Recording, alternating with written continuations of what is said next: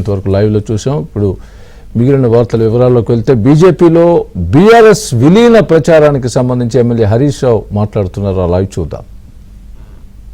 చేయాలి విద్యా ప్రవేశాలలో స్థానికత నిర్ధారణ కోసం ఒక స్పష్టమైన అవగాహనతో రాష్ట్ర ప్రభుత్వం ముందుకు రావాలి. అడ్మిషన్స్ అన్ని కూడా జరుగుతూ ఉన్నాయి.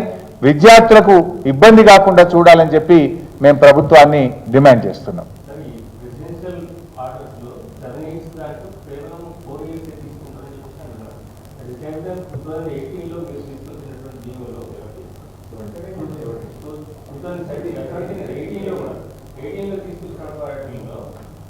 కొత్తగా ఏర్పడినటువంటి కాలేజీలకు సంబంధించి స్థానికులకే ఇవ్వాలి స్టూడెంట్స్ ఎక్కువ బెనిఫిట్ జరిగిన ఇట్లాంటివి ఏమైనా మెన్షన్ చేశారా కొత్త జీవోలో? దేంట్లో ఇప్పుడు ఈ ప్రభుత్వం ఇచ్చినటువంటి జీవోలో అట్లాంటివి ఏమైనా ఉన్నాయా? మిస్ చేశారా?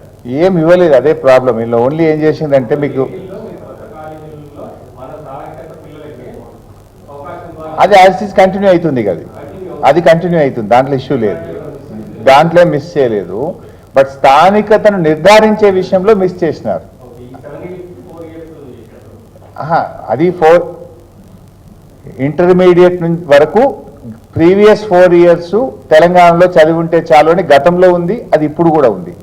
అయితే గతంలో దీంతో పాటు ఇంకో ABCD స్థానికత కోసం ప్రెసిడెన్షియల్ రూల్లో 4 విధానాలు, 4 ఏ ఒక్కటి ఉన్నా కూడా పిల్లలకు అర్హత ఉండేది.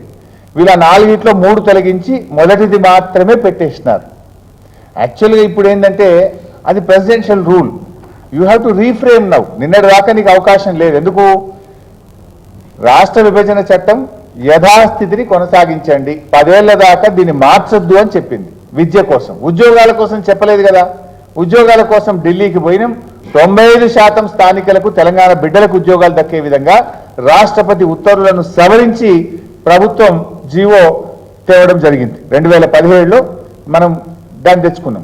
ఉద్యోగాల విషయంలో మేము ఎట్లయితే తెచ్చినామో విద్యా ప్రవేశాల కోసం కూడా ఈరోజు రాష్ట్ర ప్రభుత్వం స్పందించి స్పష్టమైనటువంటి విధానాన్ని లోకల్ రిజర్వేషన్ నిర్ణయించడం కోసం చెప్పాల్సినటువంటి బాధ్యత ప్రభుత్వం మీద ఉంది. ఒక్కొక్క డిపార్ట్మెంట్, ఇప్పుడు ఎనిమల్ హస్బెండరీలో కూడా విద్యా ప్రవేశాలు ఉంటాయి, ఫిషరీస్లో విద్యా ప్రవేశాలు ఉంటాయి, ఫారెస్ట్లో విద్యా ప్రవేశాలు ఉంటాయి, రెగ్యులర్ ఎడ్యుకేషన్ డిపార్ట్మెంట్ ఉంటుంది. ఇట్లా ఒక్కొక్క డిపార్ట్మెంట్ డిసైడ్ చేయదు. It has to be decided by GAD. ప్రభుత్వంగా క్యాబినెట్గా ఒక నిర్ణయం తీసుకొని ఒక పాలసీని ఇస్తే అన్ని విద్యాలయాలు దాన్ని పాటిస్తాయి.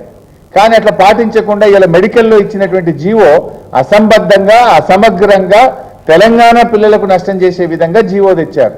అందువల్ల ఈ ప్రభుత్వానికి, అందుకే నేను మొదట్లోనే అన్నాను, గాల్లో దీపం లాగుంది పాలన. ఇప్పటికైనా కళ్ళు తెరవండి. అర్థం కాకపోతే అఖిలపక్షాన్ని పిలవండి. మేము కూడా వచ్చి తగిన సూచనలు చేస్తాం. రాష్ట్ర ప్రయోజనాలు కాపాడదాం. మన విద్యార్థులకు తెలంగాణలో అడ్మిషన్స్ దొరికే విధంగా ప్రభుత్వం నిర్ణయం తీసుకోవాలనేటువంటిది మా యొక్క సూచన.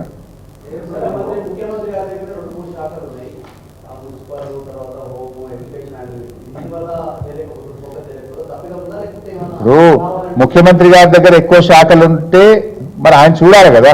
ఆయన చూడకపోతే సెక్రటరీలు చూడాలి కదా, చీఫ్ సెక్రటరీ చూడాలి కదా. అడ్వైజర్లను పెట్టుకున్నారు కదా, 6-7 అడ్వైజర్లు ఉన్నారు. ఏం చేస్తుంటారు అడ్వైజర్లు అందరు? మరి ఇది ప్రభుత్వ వైఫల్యం. ఇది అందరూ ముఖ్యమంత్రి